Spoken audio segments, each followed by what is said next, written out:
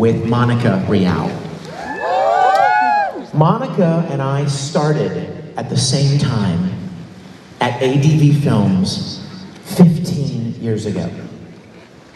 And she and I were hanging out last weekend at this convention, and I said, Monica, do you remember a moment at Anime Expo in Los Angeles?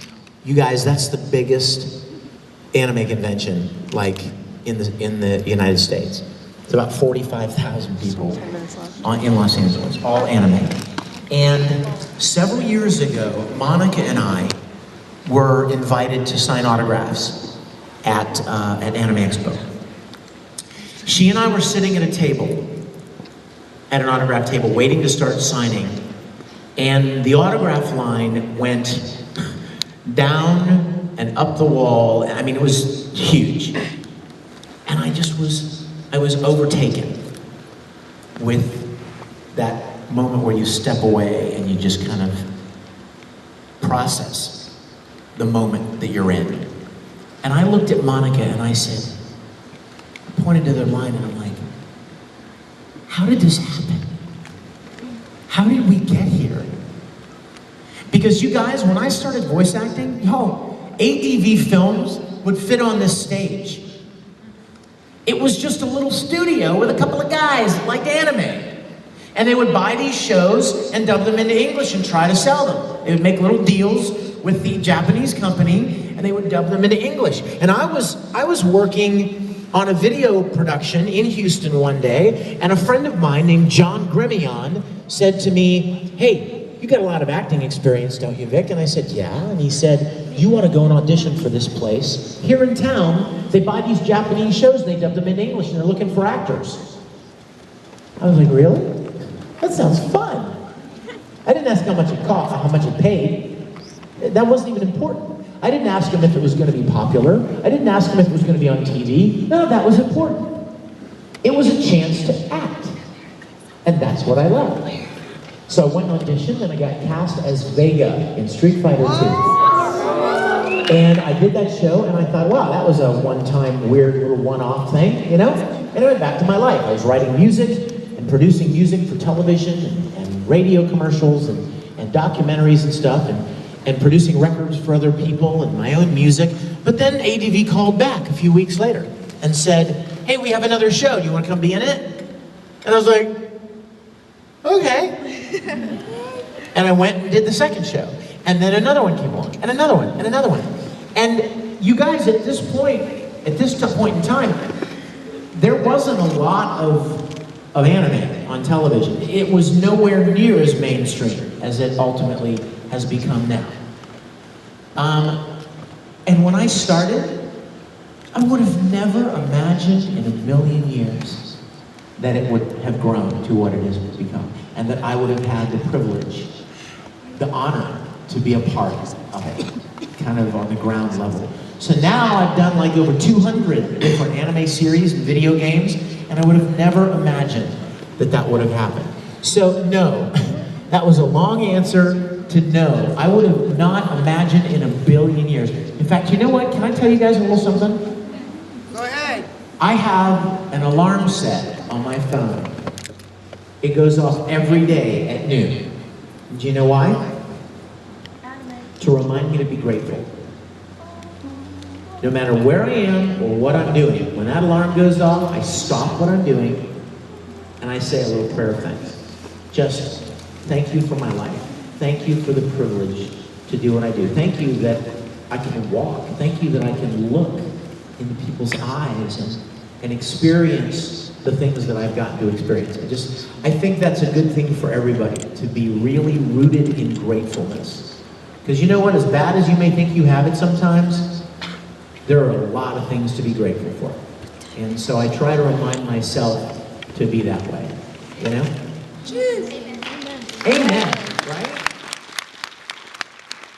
I'm sorry, I don't mean to be like weird, but that's just how I feel. I'm so profoundly grateful for the things that I do in my life, get to do. And so I want to make sure and always express gratitude and live out of gratitude. Yes, sweetheart? Oh, okay. So Zero's my favorite character too. Yay!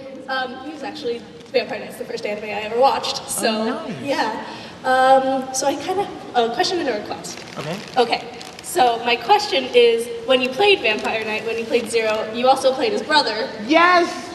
That was my favorite part of Vampire Knight, was playing the two twins. And my question is, was it harder to play both of them because you didn't want them to sound exactly alike? So was it harder to play both characters?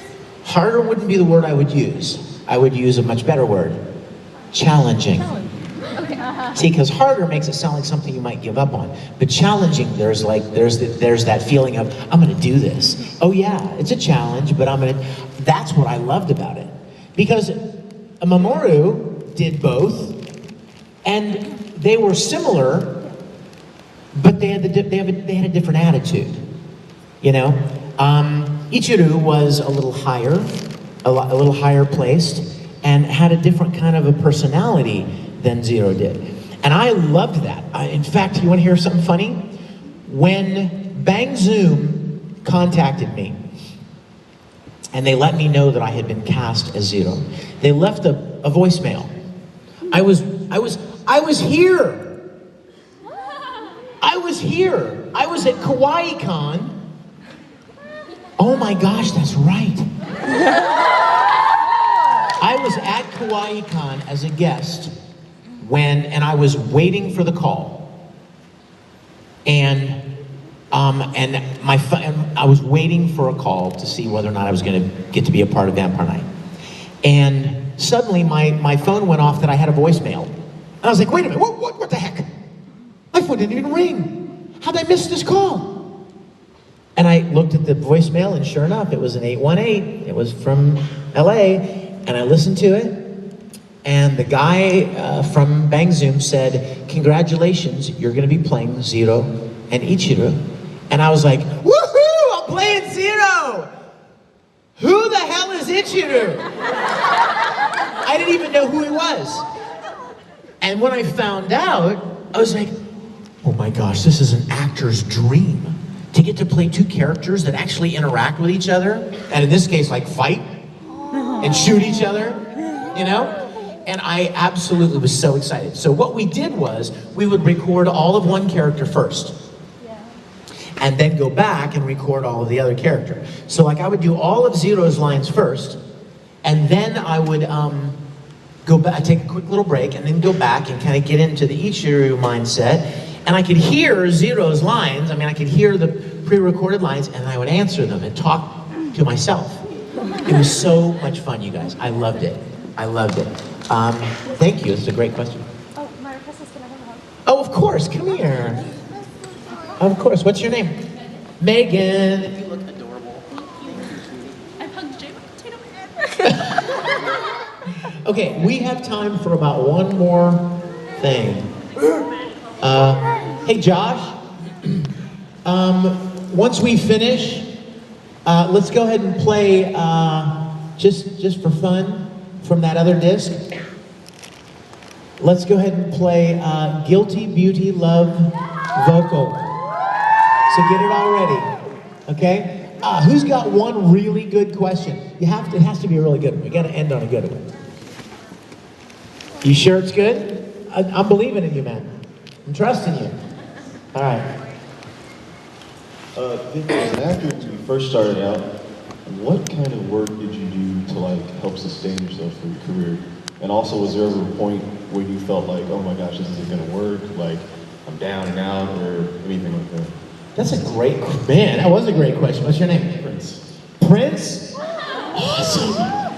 You come be in the host club, man. I'll be the host club king, and you can be my prince.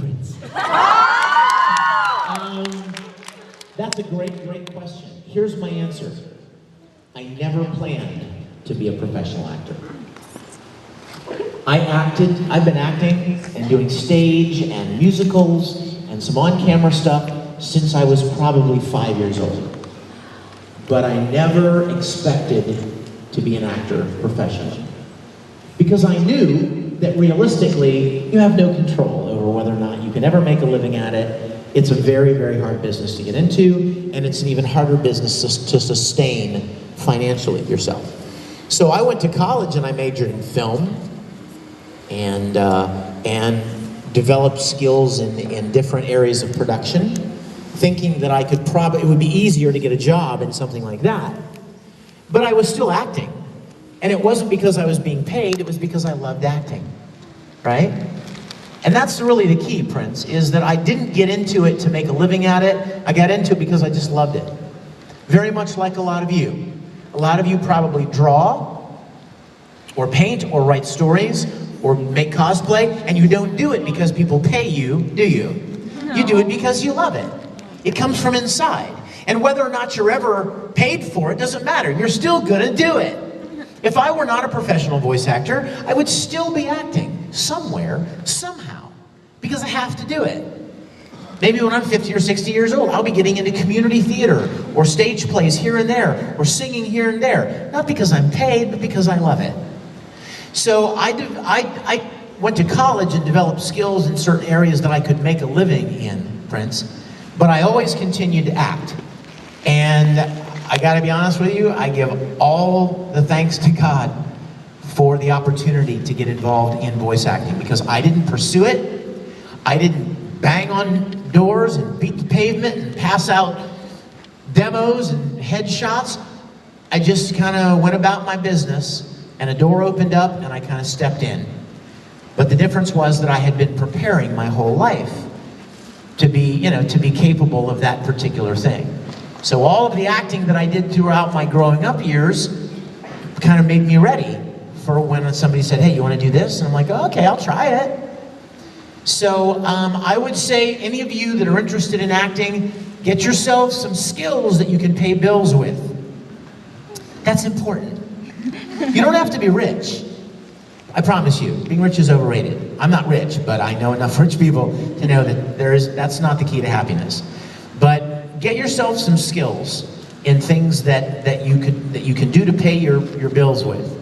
And meanwhile, develop your talents, whatever they may be, and just be ready when the door opens to jump in and give it your best. I never was discouraged about not being a professional actor because I never imagined that I would be a professional actor. When I left college, when I graduated from college, I had all these people at my college say to me, so you gonna move to New York? You gonna move to New York and be in musicals on Broadway? And I was like, no, because I don't have any power to, you know what I mean? I didn't think that was realistic. You gonna move to Los Angeles and get into films? No. I went to Houston and I worked for a production company writing music and shooting video production, stuff like that. And then the opportunity presented itself and I was ready because I'd been doing it my whole life. I wish the very best for you guys. You better come and see me at noon at my autograph session. I want to see all of you and say hello. Let's end with a fun song. So hit this for me, Josh, kick it up, and I love you guys. Thanks so much for coming.